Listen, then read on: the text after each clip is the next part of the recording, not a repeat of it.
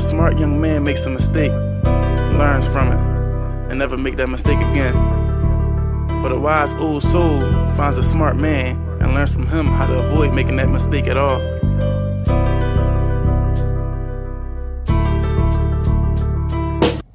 You are now watching Casualties of War, where we sit down with real people to discuss real life and bring real awareness. Introduce yourself, bro. My name is Joe. I'm from North Philly, born and raised. Traveled all over Philly. I was in the streets. Now I'm doing better, doing my own thing. Got my own business going on.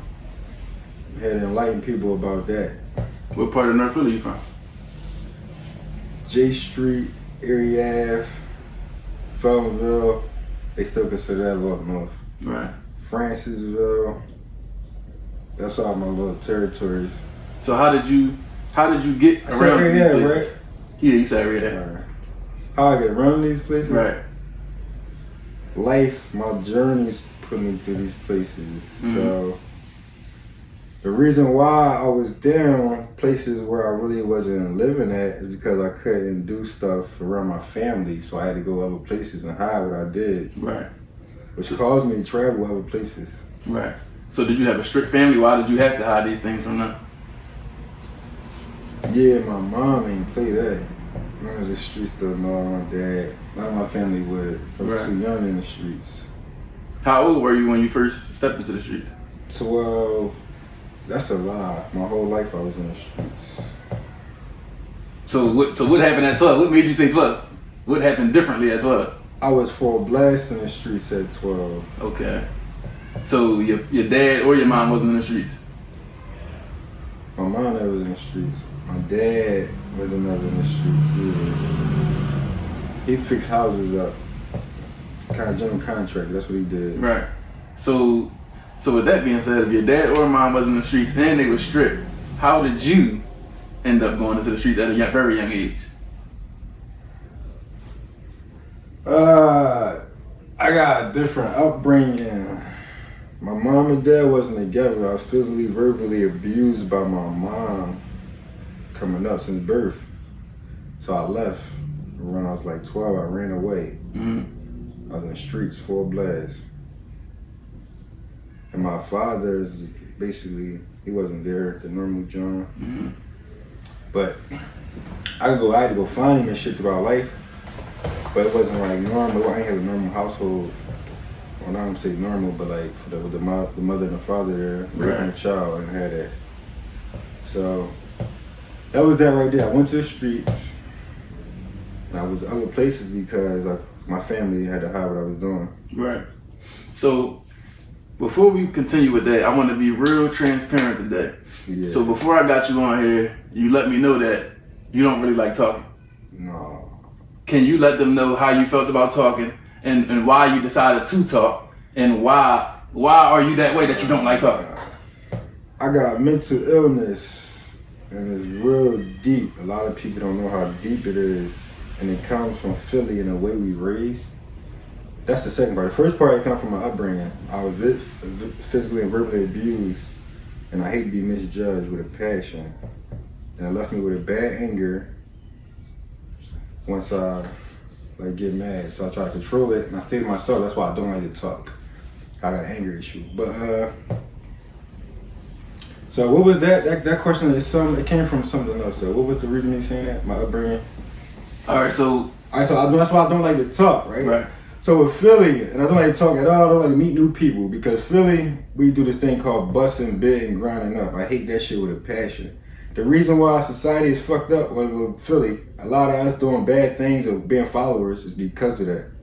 We want to be appealing to everybody else and be accepted. Right. So we don't do what we need to do for us. Right. What's beneficial to us and what really counts in life. Right.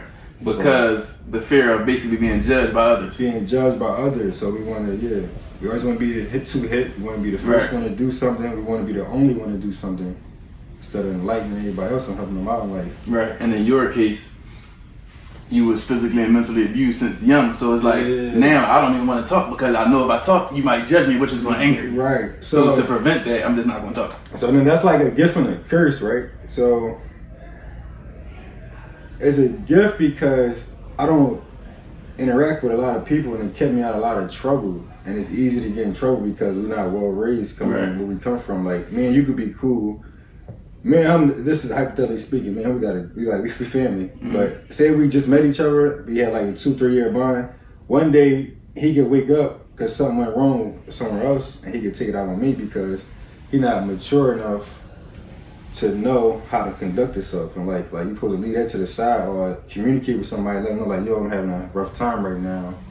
And they would take how they play with you a certain way or whatever trigger you to snap, they'd go about it. They probably help you out. You won't really snap. But so that's why I stay to myself. Everybody, you gotta know how to conduct yourself. Be responsible. So I know that everybody, you gotta think for other people because they can't think for themselves. Right. So that's that right there. It's deeper than it get deep, but that's basically the basics so you can know how I move and why I move. But So if you don't mind, so people can understand. yeah. I usually don't even do this, but this is a special one. I can feel that this is really gonna be a special one. How can you paint that picture for us of your childhood, of the abuse?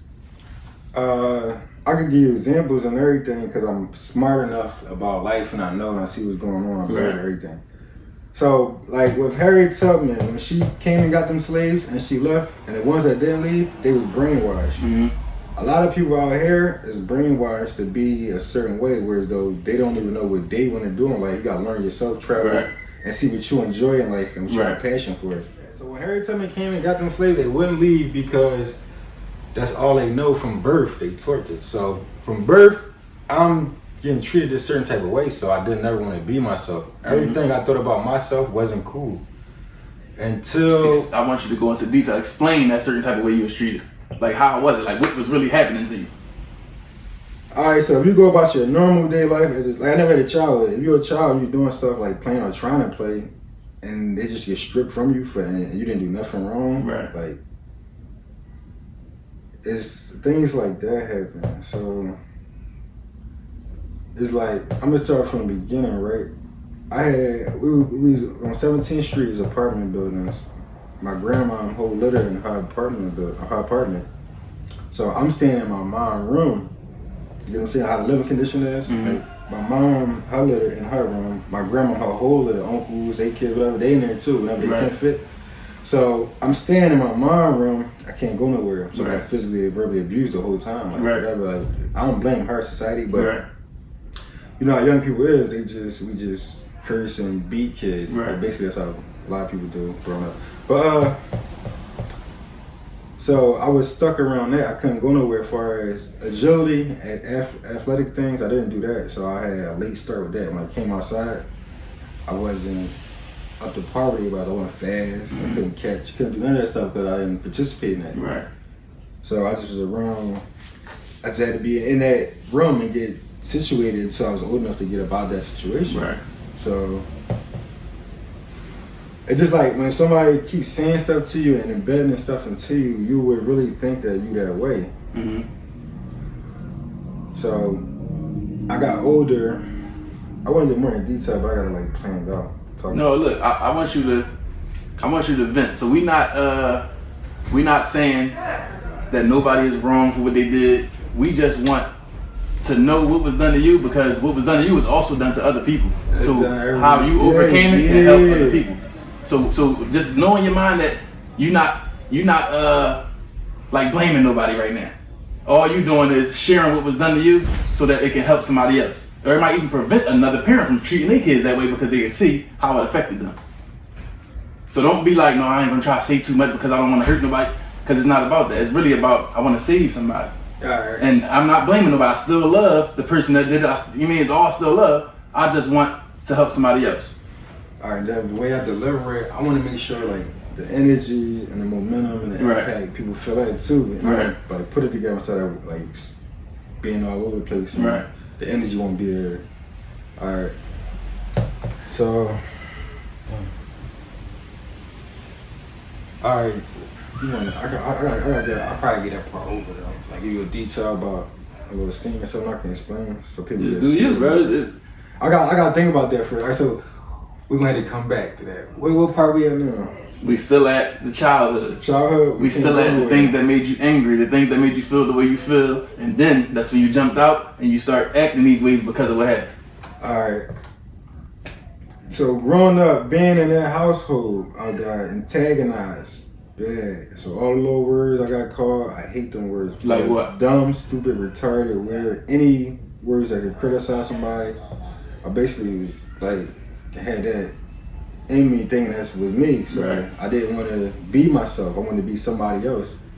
And I didn't want to be somebody that was too loud because I didn't want attention and somebody to see my flaws. So I think I got all the flaws in the world. There's nothing right with me. Everything wrong. And you only feel that way because that's what people was telling you. Right. So I just cursed God. I just said I wanted to kill myself. My brothers and sisters know that. Not all my brothers and sisters. We ain't got the same mom and dad. Right. But the ones that was there, they know that. As a child, I'm not supposed to go through that at all. So, like back to what I said, I really ain't had no childhood. That shit was rough and shit. But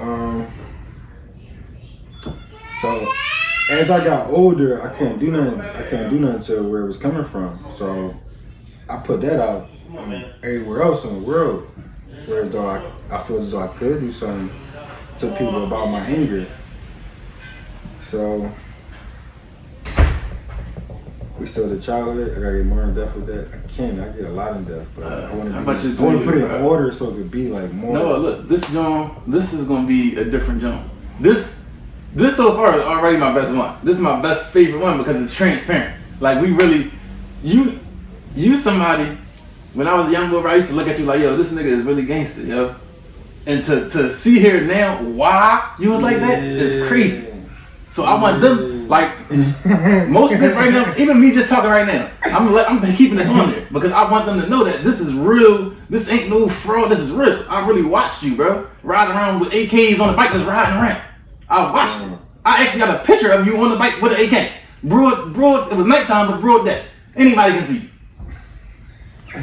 Yeah, I forgot about that shit till you remind me about it. Right, so I'm just a young boy thinking that this boy just a bad bull, but whole time you a good bull. You just was doing bad things because of the bad hand you was dealt, the things that was done to you. And I just want them to understand that. And I'm keeping all this on there. This is the most transparent interview we've done so far, and this is going to help so many people. So I'm gonna just let you go from wherever you want to start from. Just go ahead and open up and tell us whatever. All right, we're gonna need some more battery juice Friday. Alright, so that part, I'm gonna say. Alright, so growing up, I was about 7, 8 when we moved from down 17th Street, and we got like a better living condition, whereas though we got more space and shit. So the shit still was going on as far as the verbal and physical abuse, but then I just got more time to myself, whereas I ain't gotta be in the same room. I got me a little more area, like I can shut the door, I get privacy. That happened. So I started going outside, learning myself more a little bit. Well, not learning myself, just trying to learn something, trying to do something, just to get the fuck a peace of mind or something. So as I'm growing up, like I get antagonized by my friends, right? One time I got strode though, I'm gonna get to that. They tagging me the whole time till I spaz out because I can't take that shit. It came from my homie. So. And another reason why it'd be so hard, it came from my homie for my mental illness, how I am and shit. So like people like get past your demons and all that, your flaws. But that shit be hard when it came from like your mom. That's like, I don't know how to explain that. That's like someone you're supposed to go to and look forward to and do stuff. Like my whole life I never had my mom. But I had my mom. My mom never was on drugs. She never smoked. Never drunk liquor, never did anything. I don't think my mom would put lipstick on. But that's just how life is. It's hereditary. I ain't even her shit. But yeah though. See, I don't know the part, man. I really want to put this together. Don't matter, bro. Just do you. Even if it's all around, I don't even matter. Just do you. All right. So look, when I when I left, boom, I go outside. I interact with people my age. They antagonize me too. Like all that shit till I snap out. One time I got strolled on. My brother was there. He didn't help me, so after the stroll on, I go on home. I get in trouble for it. I get punished for the whole summer. So that right there, I was taught that damn folks don't help. I supposed to hop on his ass. Right. When that happened, I'm like, damn, that ain't right. So basically everything I did that was supposed to be right, I was told that it was wrong. Damn, you got this camera. I really want to get in depth. I get more in depth. All right, so look. With that being said, first came from my homies, then it came from my peers. They was treating me like an outcast. It ain't their fault, but they just seen what they did what they seen, repeated what they seen as kids do. Mm-hmm. So it made it even worse on me because now my peers doing it, and it's coming from my homie. Mm-hmm. So now that's installed in me. I ain't want to be myself. Everything I did in life was to get pleased by somebody else. As far as me, I never did anything as far as I wanted to do. Right. If you do got kids, get in their life and support them and see what they like and enjoy and stuff versus what you want them to do. It ain't like that. Right. The world don't revolve around you. See what they enjoy and what's for them and support that.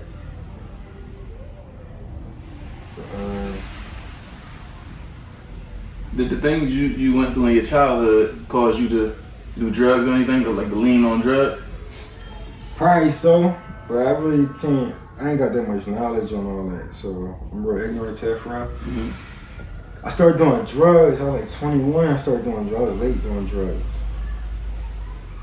So, damn, this shit hard. All right. Look. So if you started at 21 doing drugs, so what was you doing to cope with all the things that happened in childhood? Like, how did you channel it? How do I change? What made you feel better? Like all the things you went through in childhood, from 12 to 21, how did you cope with everything you went through? I never thought about that. You was around, you probably seen me coping with it. So when I was watching you, what was you doing that was making you feel better? Everything, I don't know, I do everything that make me feel better. Everything that ain't right, you do. Everything that's not right. It's not right. It's making you feel better. It made me feel better. Breaking the law, whatever we did to break the law. Right. It's for real. We weren't like intentionally doing it. It's just we did what we felt that enjoyed this at the time. Right. But so with that, I gotta think about that. I didn't think about that. So did breaking the law make you feel better, or you just thought it made you feel better? There was something to do when there was nothing to do. I'm not saying like it made that issue that had me down feel better. It probably took my mind off it and it just occupied my mind where I got a thrill. But that's still, Dark Angel's still there. Right. So, as far as that feeling better, I never even really thought about that. So, this shit hard. Yo, I think we should start from the beginning so we break it down. No, you got it, bro. If you want to start from the beginning, start from the beginning right now. No. I said, look. Damn. So, I don't know what I want to say because now I just don't want to like. I want to talk about basically the feelings and all that. Go ahead, start. You can start from wherever you want to start from, because I can just chop it up and move it over and move it around. So even if it's all over the place, I still can put it together the best way I can and make it, make sense.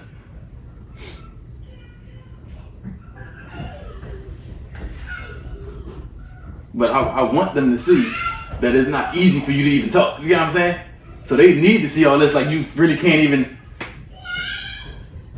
because it's other people that feel just like, it's hard to talk, really can't. But they need to go talk to somebody so they can feel better, so they can release the stuff, you know what I mean? Alright, yeah, what part we on? We on what made you feel better. That's what she as a team. I don't know what made me feel better. I don't think I ever felt better. Right. Honestly, I don't think I ever felt better. How today is outside, dreary weather. My whole life felt like that. Right. To be honest, there's a lot of things. Being black, I'm gonna tell you the truth, for real. I hated being black because of all of my upbringing. I hated black people, and I don't like talking like this. Right. But that's just how life made me feel. But now, today, I love black people. I love who I am. I know how strong we are. It's crazy how strong we are. But growing up, I hated black people. All my problems came from black people. I just thought black wasn't right. And white people was, everything white people did was right, which is not true. And I'm sure that you know that's not true, because white people go through the same stuff. No, white people ain't go through what we go through. No, I'm talking about as in the way we grew up. They get physically and verbally abused. No, they don't. They do, but it's different. It's definitely different because they're different people, but... No, what I mean is a big difference, bro. Like, once you understand, like, the science behind this and they run the world and what they got going on, we the shit, for real. Yeah, we are. We the shit. But I don't want you to think that every human don't go through the same type of stuff. They still human. Yeah. So the same generational curses we got, they got some of the same. It's a little bit different, but they got the same stuff. They don't realize that. Now, once you know that, that's when you on a certain level of thinking. Everything got a cause and effect. So that was that though. So I really didn't like black people. I hate talking to people. Definitely black people too, because of how they come off and being misjudged. So as I got older, I understood more. I wanted to open up more. But now I really need to open up more and talk, because I'm getting in business with communicating and networking with people. And I gotta work on how I do that and be more responsible. So that's another reason. That's one reason why I also want to help people with issues that they have in life. But damn. If you all the things you went through in your life, right? If you didn't help somebody else with it, you went through it for no reason. You wasted all that pain. Yeah. If you just gonna use that pain just to be down in it, it was a waste of pain. You gotta use everything you go through to help somebody else out. Have you ever been, well, you just said you've been arrested. How many times you been arrested? A lot. I don't know. So how many years you think it was altogether taking out your life? All my whole life, for real. For real? The way I think it's the whole life. So I'm gonna keep it a bean. If you got that mindset, whatever, if I'm gonna wake up and I'm doing somewhere, dog, and go back to jail, I'm still in jail because my mind wrapped around it. I'm not really grown and doing nothing that's productive and healthy to my mind. If that's healthy and productive to you, then that's what's up. But to me, that wasn't good for me. It was really, that shit drained for it. Right. It was a dumbass shit, but yeah. That was good. I never heard nobody say that before. That was good. That's different. I think a lot of shit different. Now I can explain it to you, but that make a lot of sense. Right. So did you have any influences growing up, or you just really just did whatever you wanted to do? Or was you seeing people do these things, so, all right, I'm gonna do this for them? Yeah, I would do things that would be more, that make sense to me, but also be kind of acceptable to everybody else, but not too acceptable, because I like attention. Right. So I would do stuff so as far as it's the norm, so I'm doing what everybody else doing, but I'm not too loud with it. So and basically, so whatever I'm doing, I make sure I'm comfortable and I can survive, and I'm not going to be too extreme because I don't want anybody to be, I like attention. Right. So you just did just enough, basically, so I can just stay right here above the line, so y'all won't judge me, but right, not enough for attention, right? So that was like, so that's basically how I moved a little bit. You know, say on that. Mm-hmm. But my influences was just tired of being broke. Right. Being in cribs with no fucking heat, refrigerator broke, no food, all the basic shit. I just wanted to fix that and thought I was smart enough to avoid that shit. Right. So that influenced me, like, that type of shit did. People influenced me as well, but growing up, them niggas weren't right. Right. They was right, but you get what I'm saying? Like, right. They was right, whereas we ignorant to what's going on in life because of how our upbringing is. So they not, I don't blame them for it, but they was trying to just do right. Right. It meant well. But so yeah, a lot of people influenced me though, but that wasn't the right way to go. Right. You get what I'm saying? Right. Like, we looked up to them and all that, but now that we mature, we got kids in the family, that shit wasn't cool. So all the people that was influencing some of the bad things, where are they now? They did. There's a couple niggas that you look up to, you know what I mean? But you really ain't learn from them because they quiet. You did learn. You learned a lot. I apologize. As far as how we think we didn't learn from them, we didn't. What we wanted to learn from them, we did. Right. They taught us better than what we wanted to learn. They was quiet and we didn't know how they moved, and that's how we supposed to move. Right. They could have been doing the same stuff, but they just moving different. Right. A lot of people are doing the same stuff about how you move. So they also influence us too, but and some of them influences, they are alive, but we didn't look up to them how we look up to the other people that was louder because we wanted to chase that limelight. That's the norms. So, have you ever seen your mom and dad together? Or they was always separated? Always separated.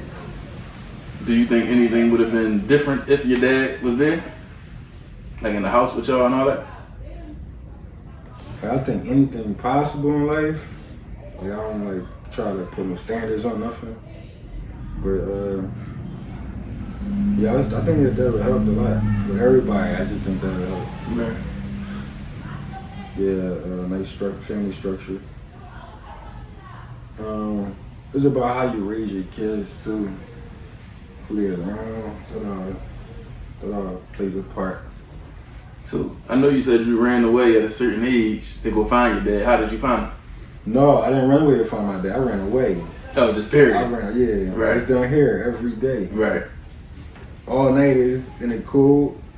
All nighters staying down here. Oh, so you ain't run away and had somewhere to go. You just ran away and said, look, I'm going to figure it out. Yeah. Fuck yeah. I was on the corner down here. Yeah. I ain't nowhere to go. That's crazy. Yeah.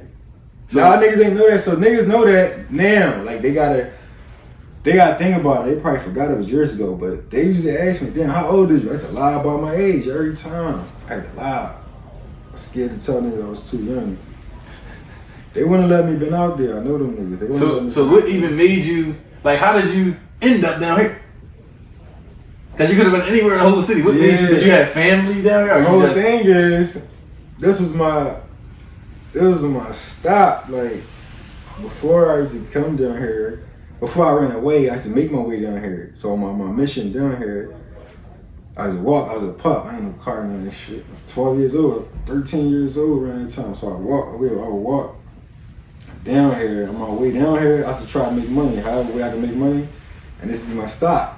I get situated and be down here more. And then go back to where I was going to sleep at. I walk and try to make money to where I would lay my head at. That was my routine every day. Right. That's I pull all night at. But then I had to get the fuck up out of there. I was out here full blast. Then staying house to house, couch to couch, shit like that. So then you asked me something and I wanted to read on that. So I met somebody around here, like people I met, but like I come down here hanging with somebody else, trying to come up under somebody else, just to chill with them. Mm-hmm. And I got a liking around here, and that's how that started. So far as that's how I got around here, and I needed to make money. It's opportunities to make money. And it was fun. It really wasn't about the money back then. We were too young to know what money is. Well, I was too young. But I just know I needed to make money though to survive. So it would be comfortable for me. I could survive and I could have fun. So then it just enhanced for as you learn life and you want more money, just everything grow from there. As far as your street mentality, your hunger for the streets, it just grow and grow. It's a long, nutty story, but yeah, your street stuff just grow and you keep doing like negative on negative and you think you're doing right, but it ain't right. Like it can be right though, it depends on your mindset. You use it as a stepping stone to get out the streets. But if you ain't gotta be in the streets, don't go to the streets.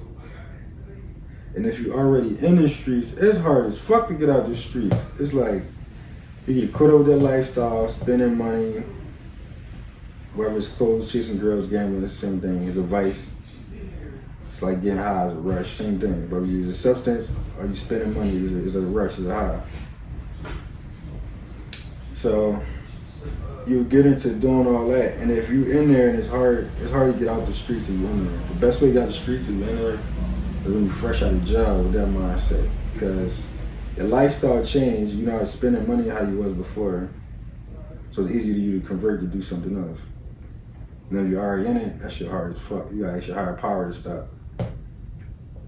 So that's how that went. So I got down there, my street stuff started growing and enhancing. I want to start wanting more, like just like everything in life, you want more and get more responsibility. So now you're depending on the streets. Mm-hmm. So everything you're doing in the streets is enhancing to live up to that lifestyle.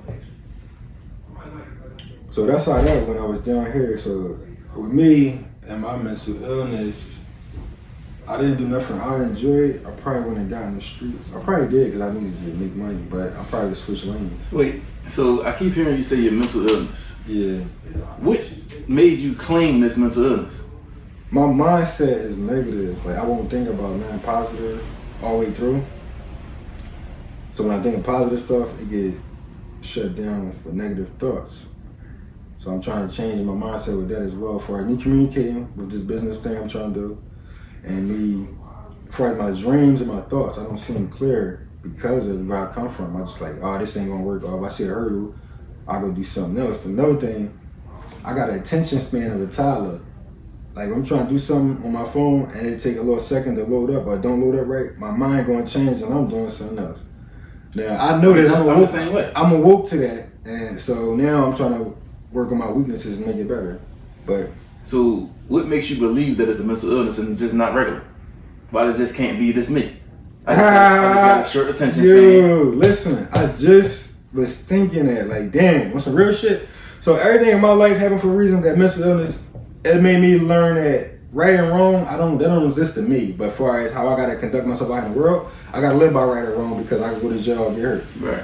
But I don't believe in right or wrong because people that the people that control this, the world, whatever life that goes on, they got right or wrong. I don't want to criticize or judge nobody to tell you right or wrong. I never walk with you. I don't know what you've been through or whatever to tell you right or wrong. So I'll leave that alone. But the crazy thing, you said that, I was thinking to myself, like, damn, I might be just me. They just doing that and categorize me so it's a business for so they can make money. Or you got this, or you got diagnosed with this, so come take these pills or do this activity. I gotta put more money out. Versus when I asked you, right, I said, what make you think you got a mental disability? Whatever. You said because when I try to think positive, like the negative always overpower. So I gotta change my mindset. So if you got the power to change your mindset, how is this a mental disability? If all you gotta do is think positive, how is this a mental disability? All you gotta do is train yourself to start thinking positive. So just because we go to talk to somebody and the way we feel is different from the way they feel, don't mean something wrong with us. Because, all right, so at a point in time, my mindset was strictly in the streets. I thought I was gonna be in the streets forever. I loved it. It was beautiful, great, fun. I had all the girls. I had all the money. I felt beautiful. So because the next person didn't feel like that, did I have a mental disability? No. My mindset was just on something different at that time. So now I had to shift my mindset. Now I'm a whole different person. Where the mental disability at? All it took was a shift of mindset. Now, if you would have told me it's something that I really just can't control and I can't fix it even if I want to, I just keep seeing them, whatever the case may be, then I would understand, all right, maybe you do have mental disability. But if this is something that you can change, I don't want you to keep owning a disability if that's not what it is. I agree with you 1,000%. 1,000%. I thought about that like probably yesterday or 2 days ago. Like, damn, for real, probably not wrong with none of us. We just gotta learn ourselves and see what works for us. Because everything we say that categorizes us, they didn't test you. Everybody different in life. You gotta test your own body and know your own body. As far as for you, say you diagnosed with anything or whatever the case may be. I thought about that. I don't mean to cut you off. I was diagnosed with ADD, attention deficit disorder.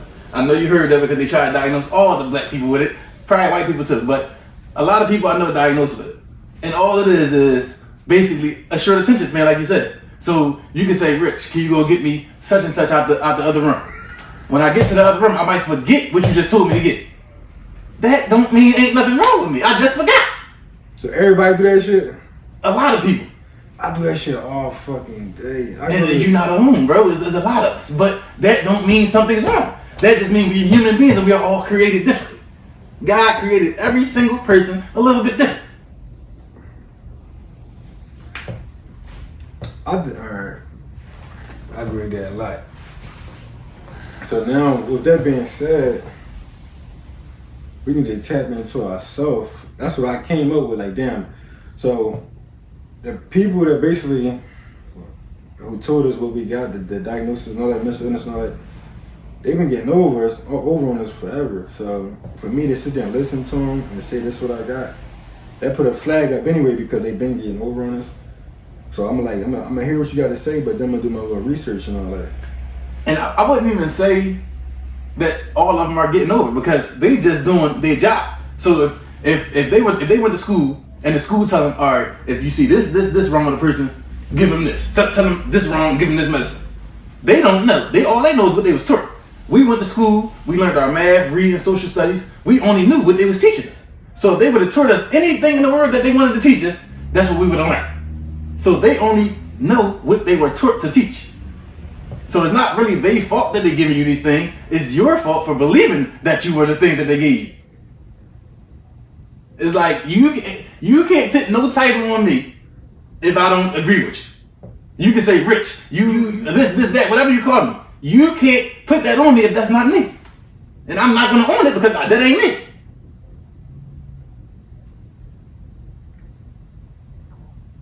So it's just, man, you just gotta know yourself, love yourself, have a relationship with your creator. He gonna let you know what you are and who you are and what your purpose is on this world, and can't nobody tell you different. You know what I mean? But we're gonna get back to the interview so we don't get too sidetracked. So what's something that traumatized you from your childhood? Like something that that followed you your whole life, like, yo, this is like crazy, like.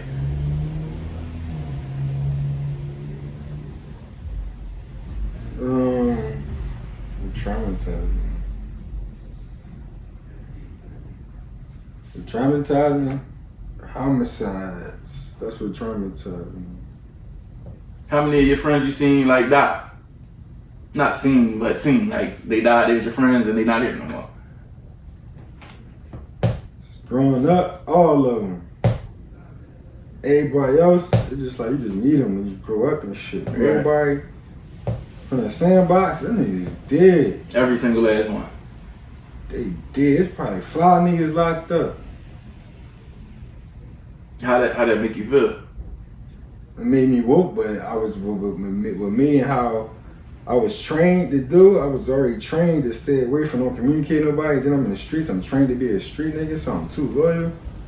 Like this shit feel wrong, but you don't like. I ain't gonna say like you don't know, but you gotta understand somebody's upbringing for them for that they tell you like that's the only thing I had to do. Right. And their mindset, that's all they had to do. You don't know what they've been through. So like, yeah, like we like that. Like that's basically what we gotta do. So we not changing because we not comfortable like at all. It ain't comfortable at all to do something different. Right. Come from where we come from. So we stick to doing the stuff that ain't right. So like we know it ain't right. We're supposed to do something else. But if I try to do something else, I'm gonna get antagonized with words. You ain't got no mental support. Financial support, you ain't got no support at all. You just trying to do something that's wrong in your head. So you're just doing something wrong. It's really right, but to do the right stuff that normal people do in work every day, we taught that it's wrong. So why would we want to do it anyway? It was wrong. Like it's hard to change something that you think is wrong. Right. So that was that right there. Like we just taught backwards. Everything we taught was wrong. So like. Losing your friends to homicide, did that make you want to stop being in the streets, or that made you want to go harder in the streets? Go harder in the streets. Because it's basically like, look, I'm hurt, so I'm about to hurt somebody. Or I'm hurt, so I'm about to just keep doing what, like, I really don't care no more. It just is what it is at this point. Yeah. And with that, to make you stop, I think it's like your higher power gotta make you stop. Cause I had kids and I still was in the street. Right. I really just like wanted to stop being in the streets because I got wiser. Right. So I don't think like the age don't matter. It's about whenever you pick a book up and read, or your higher power is ready for you to change. So it's like that much of a trap that even after you had kids, you still didn't even really like. I'm still in the streets. That was my story, and then I'm talking about for you. For me, yeah, because I wasn't in my kid's life like that. I didn't Right. My whole body trained to be 1,000% street niggas. Right. So all this stuff females want to do, I'm not with it. I'm thinking Right. I'm being played. I'm thinking I'm weird for being affectionate and all that stuff. I'm supposed to be, that's normal. Right. I don't want to say normal, but like, I would want that. Right. But I never had that. So, me having that, it probably would have changed me for as far as the streets and all that, but I wasn't in my kid's life like how I should as a man. Money and being in your kid's life, you gotta put that time in. Right. And they have you thinking different. Like you'll choose your decisions different. Right. You're thinking for more than one person. But that's how that went. Yeah, I wasn't in my kid's life. So yeah, when the bad stuff happened, we turn up more. It's like we raised that way. We ain't raised no other way. Definitely at my age. I don't know about like the younger people now. It's more like different. Before, this was the shit. Being in the street. Right. So basically, the things that you've been doing, the way you was raised, caused you to not really even know how to be in your kids' life, or know how to be affectionate with your kids, or know how to be affectionate with a female, or know how to really love. Yeah, it don't do none of that. Everything about it is just backward. It chase you away from being the man who you are supposed to be, or Right. you're going to be, because you could run away or anything that happen. You're gonna eventually come back and gotta be that man. Your problems don't go nowhere. How much of your kid's life did you miss out on? All of it. For real. Right. And Even on the streets, all of it. Cause how old are they? I'm not there. 15, 12, and 6.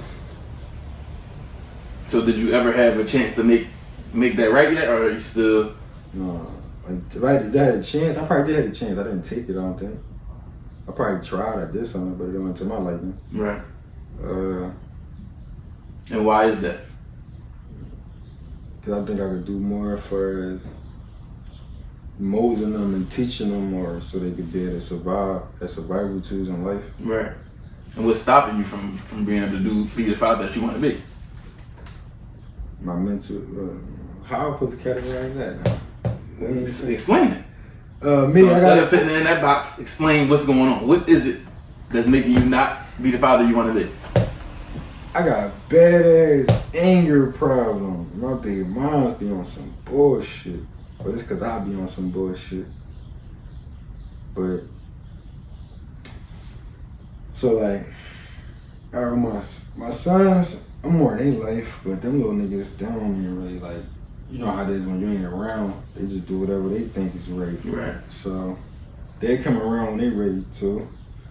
And just my daughter, she about a whole nother mom. Me and her mom got our little issues, but I don't like how it affect my daughter and shit. So I don't want to get into detail. That's like trauma, right? If I talk about it. Yeah, you don't gotta get too in detail. Just So moving forward, what do you think you can do to get more closer to your kids? Because you don't want your kids to go and to go through what you had to go through. So it's like your job to kind of prevent or to kind of train them up in the way that they should go. Because it's like if you let whatever defeat you and I'm just let it rock out. I'm gonna just continue to not be in their life. Now you're gonna let it. That's weird. I'm being defeated and I'm just like losing for real. So That's what I'm saying. if I push that off, whatever the case may be, it's worse because time went on. You can't get that time back. Right. So I'm thinking I'm doing right if I'm pushing it off for being ignorant, arrogant to the situation. I'm Look, losing. think this. Whatever enemy, right? Whatever enemy used your mom or use your dad, whatever the case may be, to cause them to not be there for you in the correct way, you can't allow that same enemy to stop you from doing what you need to do for your kids, because that generational curse is gonna keep this growing down, going down. Then your kid gonna do it to their kid because, oh, my dad did this and didn't do this, so now I didn't know no better, so I did this to my kid. Then it's gonna keep on going down. But you can stop it in its tracks right now. You can tell his mental illness, look, nigga, you ain't stopping me. Like I'm Joe, this, that. I done did this, that. So what makes you think I'm gonna let you hold me back from doing this, that? You get what I'm saying? So look, everything you saying right now, I'm going through everything right now as we speak. Like what you just said, I needed to hear that because I got a choice. I could go and ignore everything and situate my situation, right? Or I could be weak and keep letting my anger get to me and all this weird shit go on. I'm gonna be in the same position I was since I was 12 years old when I was in the streets. I ain't gonna get nowhere. Right. So that's where I'm at though. Like I gotta push that to the side and keep it pushing. And look, it's gonna be hard. I mean, anything worth having in life is hard. It ain't gonna feel good, but it's gonna be for your good. Like being as though you wasn't in their life is probably gonna be a struggle. They might not even act like they like you at first. You know, there's times my son still act funny because it's like the custody battle. I don't have him all the time, so when I do get him, it's time he might be confused, so he don't know how to act towards me, and it hurt my feelings. But I gotta push through. I gotta continue to push through. You know what I mean? It's like, all right. So when I was a young boy, I feel like because I wanted to be with my mom more, I feel like, which may be true or false, but I feel like my dad, he felt some type of way. So he started calling me faggoty rich. And I wasn't no faggot. I was just crying a lot. So he called me faggoty rich because I wanted to be with my mom a lot. And it hurt my feelings. But now that I have a son, and my son be hurting my feelings, I'll be like, now I understand why my dad felt the way he felt, but I'm not going to do what my dad did to me. So I had the chance to fix that. So I would never call my son nothing. I would never treat him no type of way. I'm going to just be patient, and I'm going to continue to chase him the same way you would chase a female that you want. Or the same way you would chase a dream that you want. You get what I'm saying? So you can't give up on, that's yours. You can't give up on that. No matter how hard it get, no matter how hard your baby mom make it, no matter how much they tell you ain't nothing, or how many mistakes you made, how many years you missed out of his life, it ain't never too late to get it right today. It ain't never too late. Because it ain't how you start off, it's how you finish. You, Joe, you know who you is, Joe. You know you ain't, you know.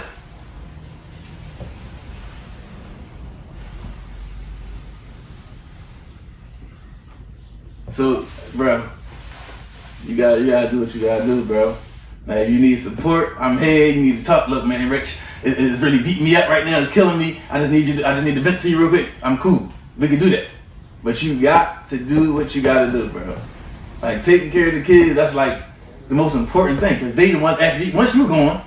What's left here to represent Joe once you're gone? They gotta be the ones that carry on your name. You know what I mean? So, yeah, but so moving forward, we're gonna work on that for sure. And I think that actually that might be where a lot of your healing is at for real. Once you start getting close to your kids, they're gonna start teaching you things about yourself that you ain't even know. Even this mental illness thing that we not claiming, it might even clear that up and make that help with your anger, because that's probably some of the reasons why you angry. Yeah, that's 1,000% what I'm gonna do right now. Yeah. So, yeah, man. Jail. Can you tell us some stuff about jail? So we don't want to go there and paint us with how is jail like? Jail. That shit in the way. Right now, I can't imagine how it is right now. It's Corona, COVID-19. How was it when you was in there? It was. I know it's better than what it is now, as far as Corona. But it's inhumane. It's not living conditions is not cool. You can't. So you are supposed to put humans through that shit for real. Right. If they're not gonna let you in there to see what's going on, but people that's in there, they know how it is, and they don't want to go back. But it's hard when you get back out here to stay in a straight line. But when you're in there though, like all your rights, you ain't got no rights when you're in jail. You ain't got no rights. You got them little Jones they tell you about and all that, them little booklets and all that. But you gotta wait for them to get around and read your little slips.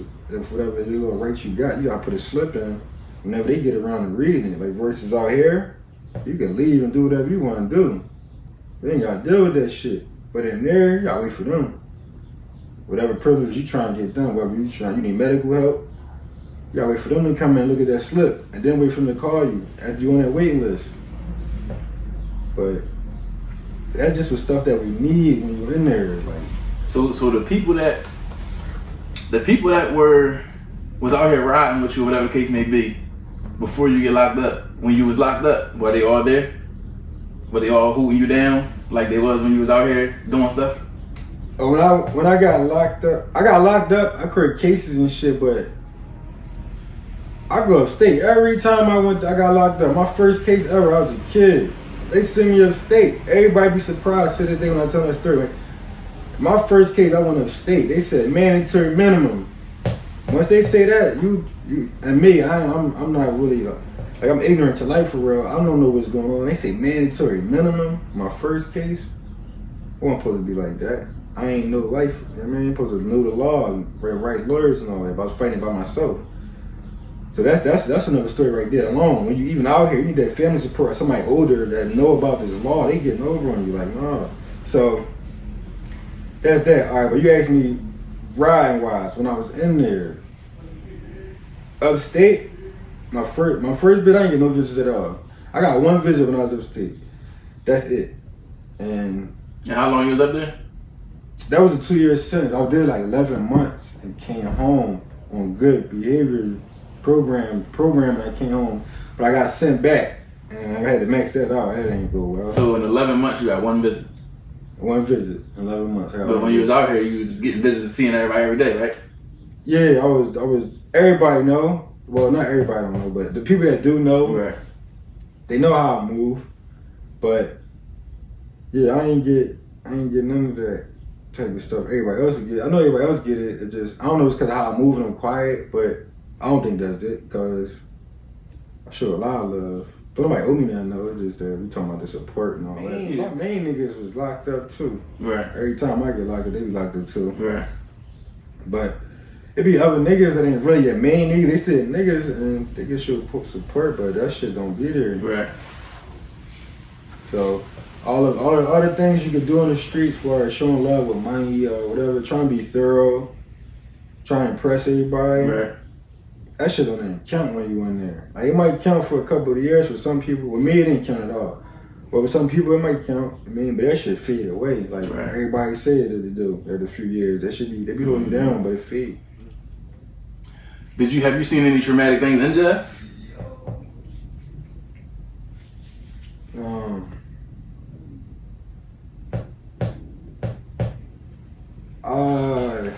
Depends how you look at it. Now in life, when I'm in jail, everything normal, so it ain't. Cause you already right. Yeah, like that shit thorough now. Like that shit hot.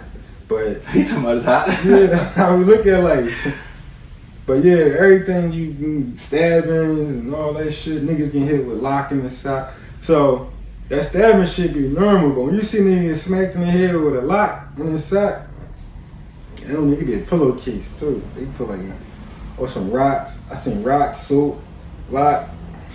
They don't put one lock. They put about 12 locks, 24 locks in the motherfucking pillowcase and swing that shit. Hit somebody in the head with that shit. And nigga head turn to mush. So that was different because I didn't ever see nobody really get hit. For real. I got a family member that got hit. He got killed by white people. He got hit with pipes, with lead pipes, and his head was mush. I heard about it as a child. No, I was on the street.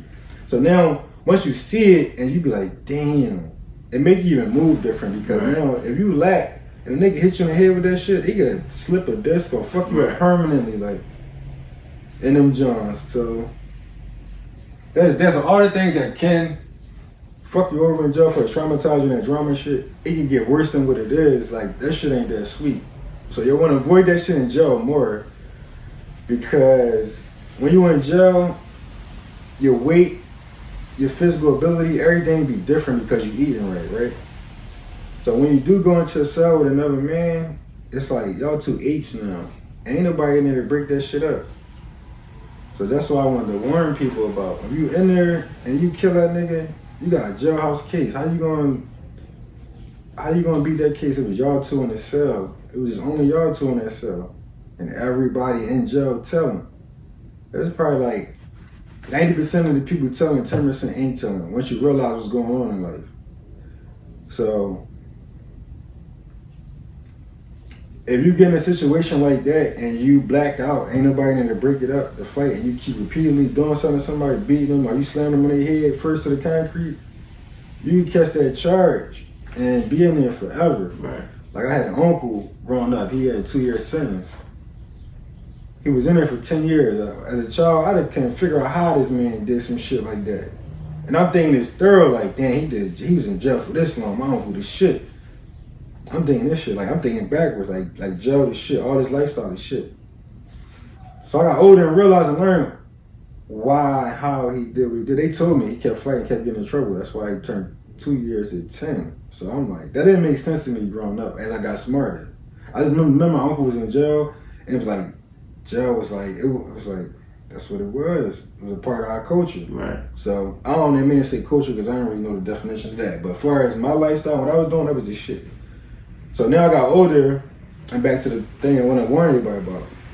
You in there, you could fight, hurt somebody, they could press charges on you. You think everybody gangster, they're alive. It's like out here, they gangster, you shoot them, they tell them. The same shit in there. You get a jailhouse case, all that little meatball shit everybody running around doing, just to chase a female, or that little feeling you get shot at while you're in there, that you get caught with that shit, they gonna roof the shit out you. Like, yeah, niggas be in there doing more time than they supposed to be doing because of dumbass shit. Right. So, you ever been shot or stabbed before? No, I never been shot or stabbed.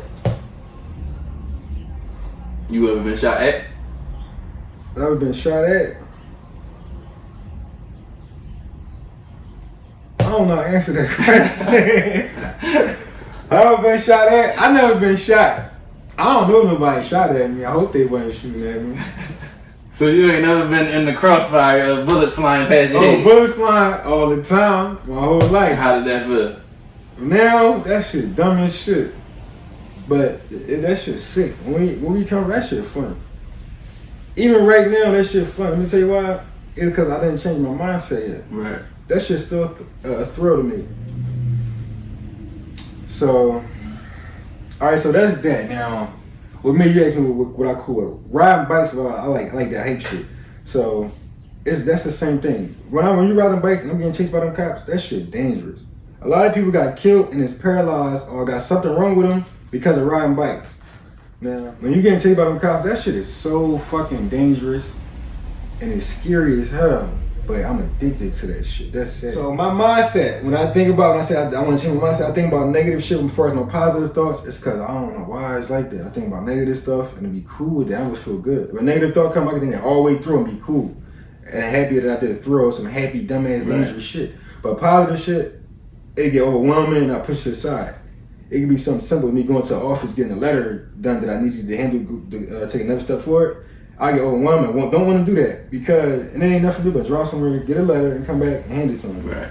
Something dangerous, or you gotta get the joint, make sure the cops ain't coming, make sure that I do that. All right, let me be transparent real quick. Yeah. All right, so all the dangerous stuff, right? Yeah. I'm a human being. I still love it. You love that stuff? I love all the riding the bike, everything that. How can I explain this? Everything that's bad, it'd be the fun stuff that's bad. Another thing. The only reason why I don't is because it's discipline. And I know that I can't put my life in jeopardy like this because I got children. So it's definitely fun. Riding bikes, I be wanting to do it. So, yeah, but if you fall off a bike and you get messed up, you're going to take 10 years to heal versus I'm cool in 2 weeks back in the day when we was younger. So So that's why I be more mindful of. But yeah, I'm addicted to it too. I didn't know you was addicted to it like that. So I mean, I think it's everybody. Like everybody, the bad stuff is always fun, but you just gotta have that discipline because even stuff like having sex, unprotected sex is fun. It's funner than using the condom, but you gotta discipline yourself to put that condom on because you don't want to get hurt. You don't want to get AIDS. You don't want to get whatever diseases. So it's like with life, all the bad stuff be the stuff the enemy wants you to think is fun. They want you to do this so you can kill yourself, basically. But you have to be able to control yourself. Have to have that discipline. So there's nothing wrong with you thinking that the bad stuff is fun. That's normal. But you have to control yourself and not keep letting the enemy entice you to do all these things that can possibly put yourself in danger. You know what I mean? So, like you just said, you said when the bullets fly past your head, it was exciting to you. yeah, At a point in time, it was exciting to me too. But now, it ain't exciting to me because I don't want to put myself in that position to be closer to getting taken away from my children and my family and people that love me. So it was fun. Because we've been in them situations before, so it was fun while it was happening. But now that you look back at it, it was dumb. How is risking your life, this whole beautiful life that you got to be, whatever you want to be, to do whatever you want to do, is at risk. One bullet would have been an inch over, knock your head right out, like you gone. So it's like, we just gotta know, man. We just gotta know and really just be responsible, man.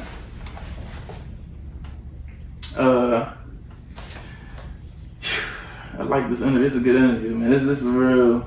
I think it'll be a good. I thought it was gonna be a good joint too. Yeah, this is a real uncut, good joint. I like this one, man. But if I was a young boy and I come up to you, like Joe, like I'm going through some things at home. My mom and dad fighting, whatever the case may be, so I'm not too happy. I also need to make some bread because I'm having a baby on the way. I need some advice. Like, what should I do? I'm thinking about going to the streets because my big brother in the streets. What should I do? What would you say to me? Yeah, pray to his higher power if you got one. He or she, or the person. Fill out some applications. First off, they said, what was the question again? I am a young boy. Yeah. I'm coming to you because you a third old head. You know what I mean? I'm struggling. My mom and dad fighting at home, so I really don't want to be in the house. It's stressing me out. My big brother sells drugs. I need some bread because I got a kid on the way. What should I do? Like, should I go in these streets or should I? You got another route for me? How did you start doing some positive things?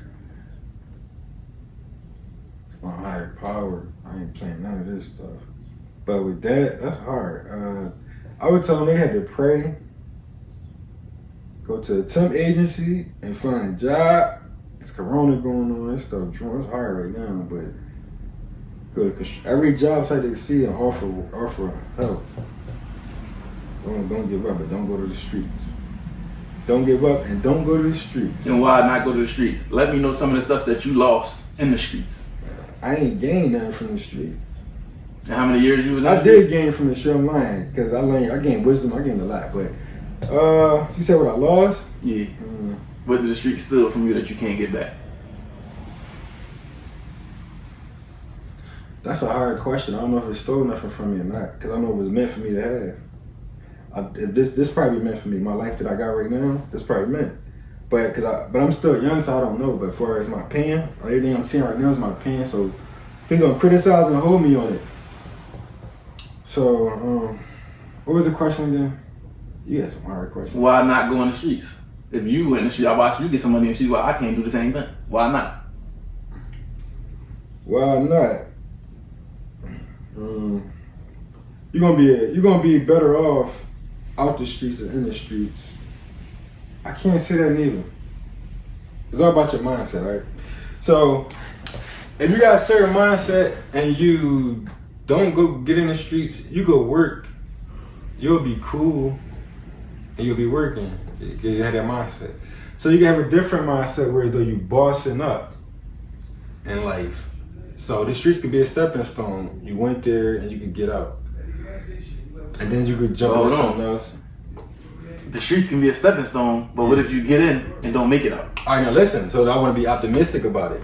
That can happen, and it also can happen where though you But- made it out. How high are the chances of you making it out? So we got to keep. Because you just told me that all your friends is dead. Yeah. You one person left.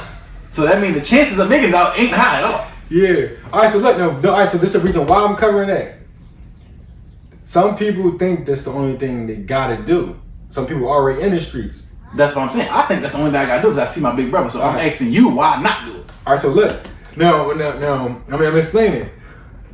If you're in it or you really gotta do it, use it as a stepping stone. Some people can, and you could get out the streets where you get your little money or get comfortable. Whereas though, you could do something else. You do that, or you might even be comfortable. Just that it's time for you to do something else, and you do something else. So, and it can be where though you got in the streets and it's hard to get out, and the percentage of that is probably unlimited for the people getting out the streets. So, don't get in the streets. But if you do in life, be optimistic. Anything can happen in life, but do not get in the streets. I recommend not. Now, why not? People that work. This is the reason why. People that work and the people that are in the streets. It's all about your mindset. Don't quote me on anything. It's just a percentage. I'm saying, hypothetically speaking, I feel as though there's a high percentage of people that work their whole life versus people that was in the streets. And if you at 18, you work. You're in the streets. You at 18, you work. If I'm 40, he 40. Working man gonna be in better position. To me, I think the statistics will be higher on this side, the working man, than the jail person, because by the time the jail person figure out how life goes, we're gonna be old and just trying to start working at a job we should have been doing at 18, 17, and working on our credit and everything that count. Whereas though we don't gotta work no more. Whereas the working man, he can still be working at the same job, but he's still in a better position because he got his credit and stuff right. Like that can happen. Or it could be a working person that just ain't got nothing right and they just spend money and enjoy life or whatever they want to got going on. But that can happen too. But I think the percentage of working people will be better. So don't go to the streets. And it's hard, it's then impossible to get out the streets once you accustomed to that lifestyle. It's and definitely spending a that trap. money. It's definitely a trap. That lifestyle will go for people that work. You can spend money too. It's all vice, but I just think it's more like with me. The streets would be more easier to do versus the right thing is harder to do. But the right thing is more beneficial. The streets, it ain't. You got to use it as a stepping stone if you do it. But have you ever had times where you thought, "Dang, this the end. Like I'm about to die." You ever had moments like that? Like, yo, this is over now. A situation, you can be sitting in the wheel. And a nigga might be walking up with the strap, and if he see you in this wheel, you know it's about to be over. Like a situation, you know, like, yo, I could have died. yeah, so like that's different. I don't like shit like that. You ain't no. I don't think I'm gonna ever be in that position. I was in that position probably a couple of times, but it really wasn't like that. And then when you was in that position, did you think it was about to be over? Not saying that you were scared that it was gonna be over, but did you see like, yo, if this bull see me, it's about to be, you know what I mean, or whatever the case may be like that? No, because I think if I had time to think like that, it wouldn't happen. Right. But I would just being regular, and then the shit went down. And then like, so when it's going down, you be like, damn, that shit crazy. That shit went down, but I ain't never think like it's too late or whatever. I probably, in my mind, I probably already got it when I wake up that day. It's the last day. That's how my whole life was though. Like, I thought I was gonna die at 15. And then when I turned 15 and died, I was like, I'm gonna die when I'm 16, then 17. Then I stopped counting. Then I made it to 21. I really stopped counting, man. Fuck it, it is what it is. Because the shit we did and do, I don't think we're gonna, I don't know. But we don't even survive that shit, but. So like, yeah, so situations like that, yeah, it get like that in life where it's though, it ain't really, it's rare like that. It depends on how you move. It be rare, but when it do get like that, yeah, that shit get dark. You be like, damn, this shit nutty. I don't know how I let this shit happen. Then you turn up. Once you get up out of that situation, it's gonna make you turn up, and that's normally what we get accustomed to. Right.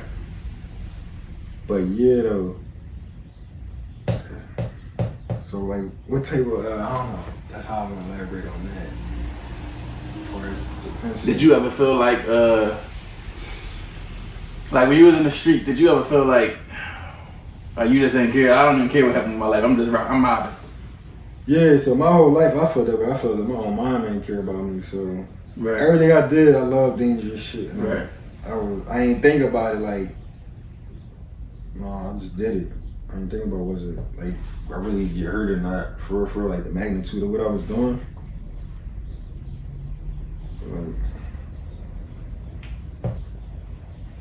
So like yeah, all the dangerous shit, I'm cool. I was with that shit. I'm like, we put here to die. Like fuck it. You ever had an addiction before?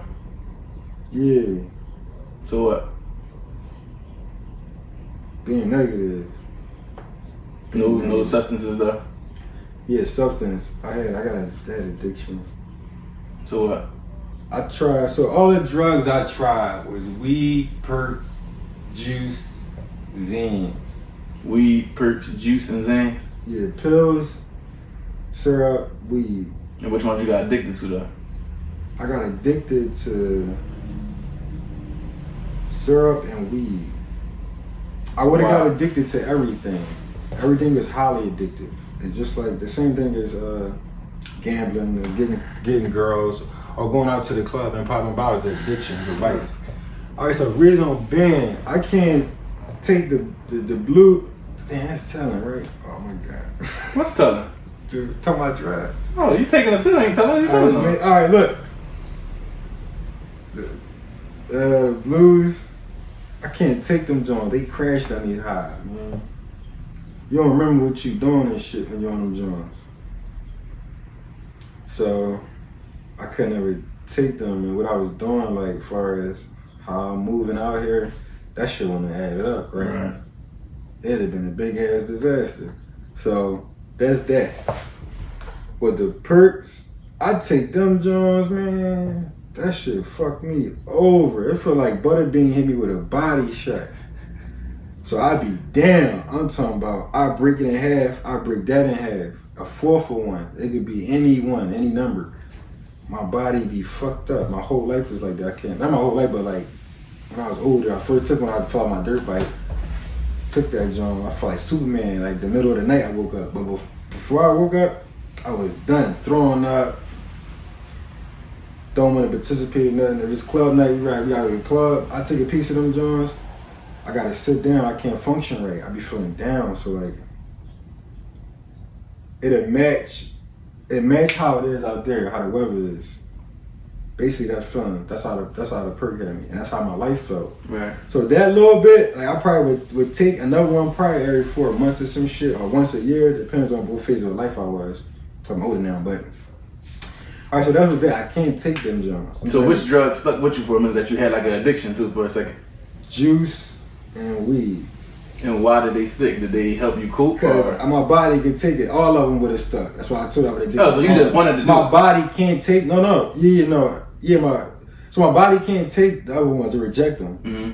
As far as even liquor, when I drink liquor, I have a hangover for like 4 days. 3 days I be throwing. If I smell anything, I'll throw up. The fourth day, I have a normal hangover like regular people. Right. So I couldn't do that. Now the weed and the juice, I could do that. I could tolerate that more. I really can't do that. I got an anger problem. But all right, so I stuck with that. That helped me cope. I was going through something in my early 20s what made me start getting high. So I'm thinking like, it's over. I'm going to jail. That shit over. I'm cool with that. Kept doing it. And by the time my problem got out the way, Hold on. So you start getting high because of the problem. yeah, that I'm ready to go to jail. I'm gonna handle this problem, and I'm accepting that I'm gotta go to jail. That was my problem. So I'm just rocking out right now. I'm just going to do all this my drugs. mindset. I'm cool. I'm not even trying to get away. Right. I'm doing this, and I'm going to jail. Right. So then I'm getting high. So then my problem got out the way. So that was me. I got out my own way. And by the time I got out my own way, now I'm knee deep in getting high. So now I'm gonna get on. This the shit. I can't function right without getting high. I can't. If it's something, my eye, something with my eye, I can't clean my eye without me. Right. Got my little situation. You know what I mean? So what's the bad effects of the getting high? You get the itis, everything. Yeah. I'm talking about what's the bad effects to your life? Like what effects did it have on your whole life? Like when your bankroll on, like how did it? I'm telling you, you get the itis. Right. The itis is that the nigga itis. You get lazy. You get slacking on everything. This is with me. So my problems, they building up. Other problems coming, so they get worse. But when you high, you don't care about the problem at the time until after you sober up. Yeah, it's like, yeah, you high, it take it away. It take it away, and then it come back. Depending, like it really ain't take my mind away. It took my mind off it. On my downtime, I get to relax, and when I get sober, I can get back to it if I can get to it. But some people, it take it away till it come down on. But me, it never took my problems away. It made me think of them and analyze them different when I'm by myself and go at them harder. Sometimes it took it away, that's my problems, but majority of the times, I think about my problems too much. So I try to conquer them. I hate failure, but with those problems, yeah, I use that to cope with it. I don't think it took it away though, just to help me be more comfortable with my problems. So that was that. So all right, so with that, getting high takes everything away from you if you let it. That's a downfall. What else I can say bad about that?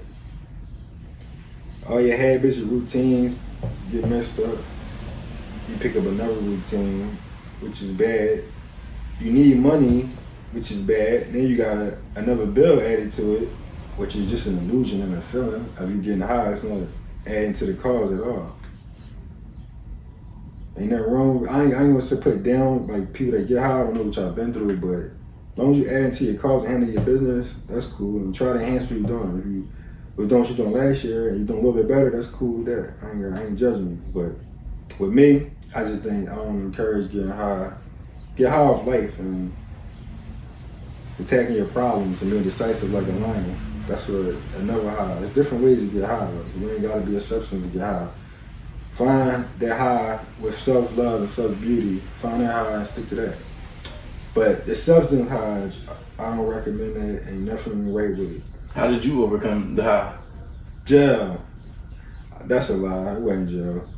I actually was winging off getting high and I stopped before I went to jail. Like I stopped shit. It's just you get older and you get wise and wisdom. Man, some people might not change. That's how life is for them. So don't get frustrated if you can't change. But I would say my higher power. Everything that happened to me was because of my higher power. So I got locked up. I lost my grandfather. I couldn't get no answers for that. Like why I got locked up. On the day of his funeral, I got locked up. Came home 3 years later. And that was how I really focused on myself, and I would stop getting high for that time. Now I'm back. I be blowing because of the corona. Not because of the corona. I wanted to, but I got more free time. That's what I tried to do a lot. But it's affecting me now. I need to stop.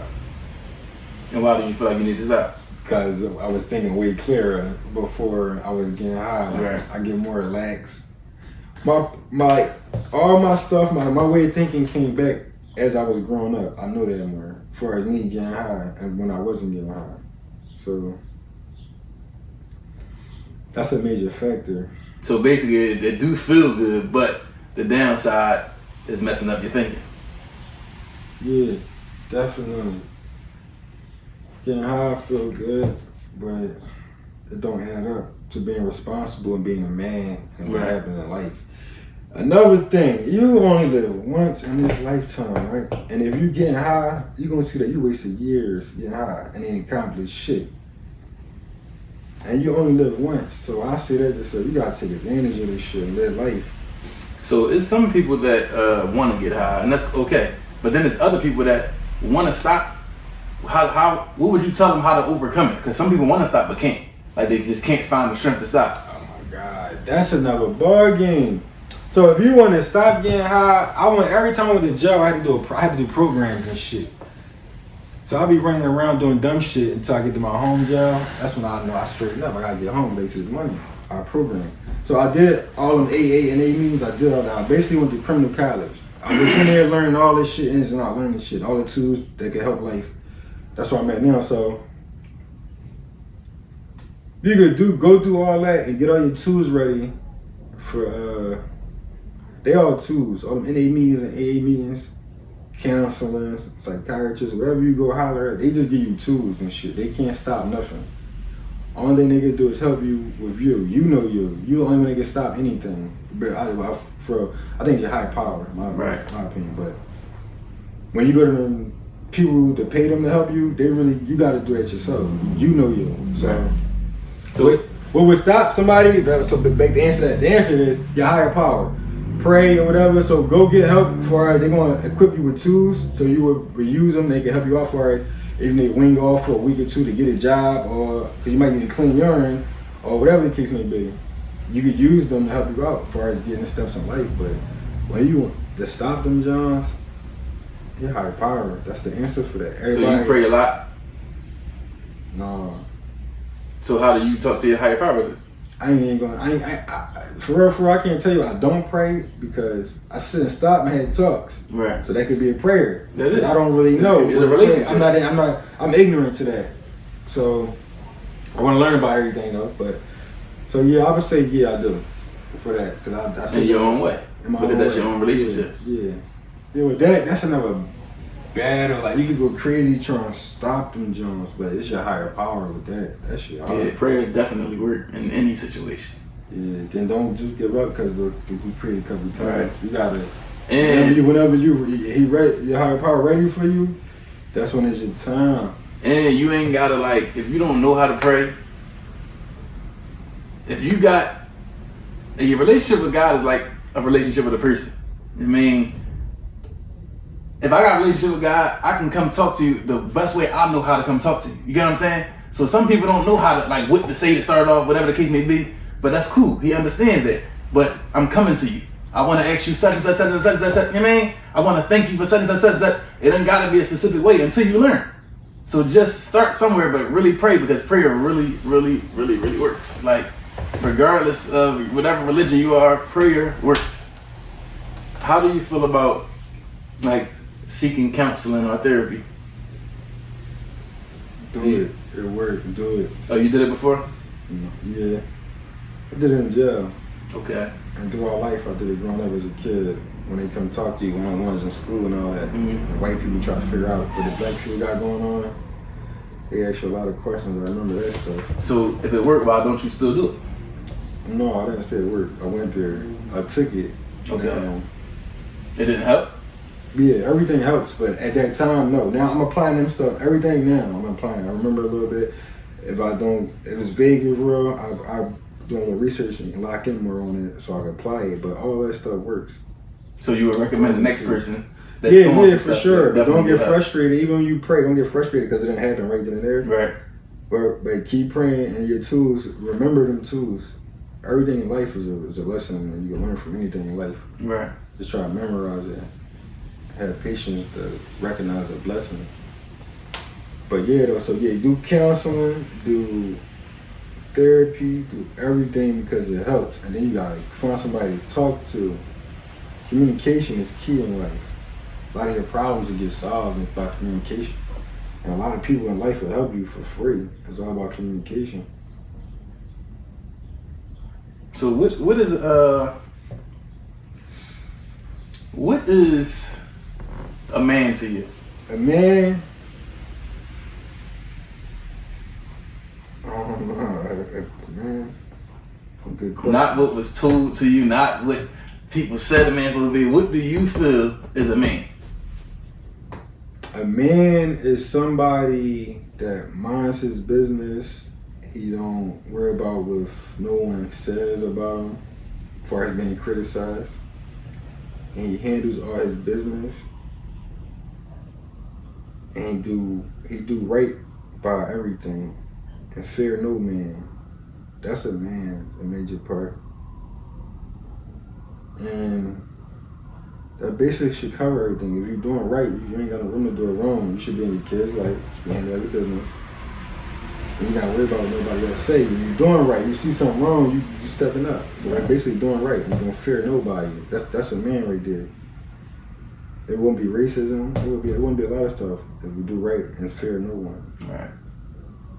So that's basically it right there as a man. So I don't want to criticize nobody and be like, damn, he not a man or he doing wrong. I don't know his story.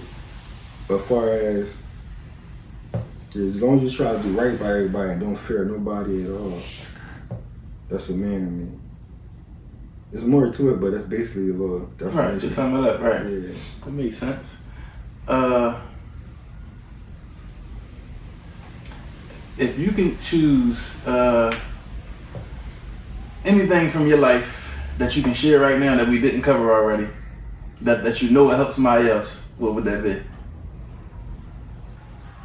I don't know, but what I do want to say is, if you're doing something positive, right? Keep going hard, and you gotta stay strong and have discipline and start cutting bullshit down, right?